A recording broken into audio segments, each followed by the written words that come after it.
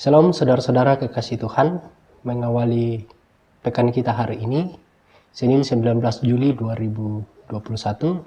Mari saudara-saudara sejenak, dalam saat teduh pagi ini kita merenungkan sumber kasih karunia. Dari 1 Petrus 5 ayatnya yang ke-10, sebelum kita membaca dan merenungkan firman ini, mari kita berdoa. Bapa di sorga, dalam kami mengawali awal pekan pada saat ini ya Tuhan. Kami akan membaca dan merenungkan firman-Mu sebagai renungan pagi kami untuk mengawali aktivitas kami dalam sepekan ke depan. Mampukan kami Tuhan dalam membaca firman-Mu. Dalam nama Tuhan Yesus kami berdoa. Amin. Firman Tuhan berbunyi demikian. Dan Allah sumber segala kasih karunia yang telah memanggil kamu dalam Kristus kepada kemuliaan-Nya yang kekal, akan melengkapi, meneguhkan, menguatkan, dan mengokohkan kamu sesudah kamu menderita seketika lamanya. Saudara-saudara yang kekasih dalam Tuhan, sumber berarti tempat keluar atau asal sesuatu. Kadang-kadang Alkitab menyebut Allah sebagai sumber sesuatu seperti sumber hayat. Kalau kita baca Mazmur 36 ayat 10, sumber kehidupan dalam Amsal 10 ayat 11, sumber hikmat Amsal 18 ayat 4, sumber segala penghiburan 2 Korintus 1 ayat 3, dan sumber-sumber lain termasuk sebuah sumber berkat.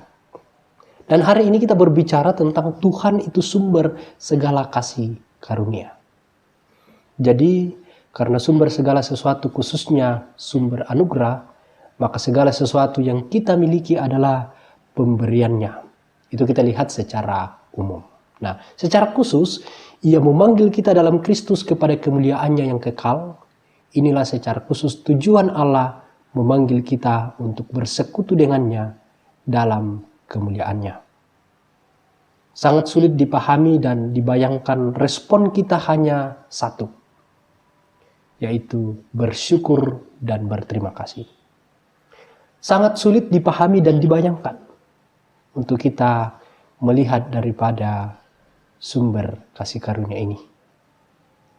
Namun respon kita hanyalah bersyukur dan berterima kasih.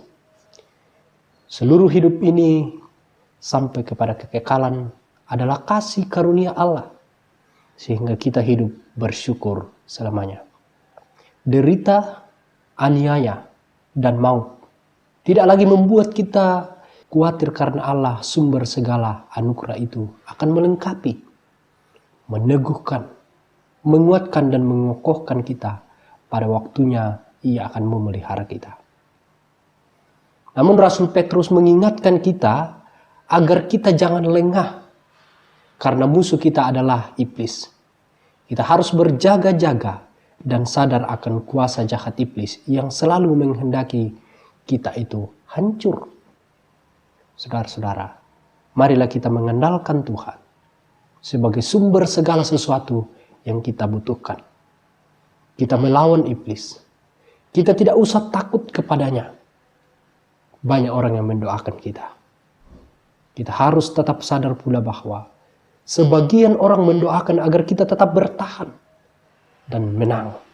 Bila kita jatuh, Tuhan akan mengangkat kita. Saudara-saudara, jalani hari ini dalam kasih dan sumber kuasa Tuhan dalam mengawali daripada pekan kita. Terpujilah Tuhan. Amin. Saudara-saudara, mari kita berdoa. Puji dan syukur ya Tuhan untuk firman yang boleh kami baca. Kami melihat Tuhan sebagai sumber kasih karunia dalam hidup kami, sumber berkat dalam hidup kami. Bapa di sorga, sepekan ke depan, dalam mengawali hari kami ini, kami menyerahkan hidup kami kepada sumber kehidupan, kepada sumber berkat, yaitu Tuhan sendiri. Sertai kami Tuhan dalam menjalani 1 minggu ke depan, biarlah kami boleh beraktivitas dalam tuntunan Tuhan. Berikan kesehatan, kekuatan kepada kami Tuhan. Jaga kami sepekan ke depan. Dalam pengharapan kepada Kristuslah kami akan menjalani hari ini. Dalam nama Tuhan Yesus kami berdoa. Amin. Saudara-saudara, demikian teduh pagi kita saat ini. Selamat beraktivitas, terlebih khusus 1 minggu ke depan. Tuhan Yesus memberkati saudara-saudara. Amin.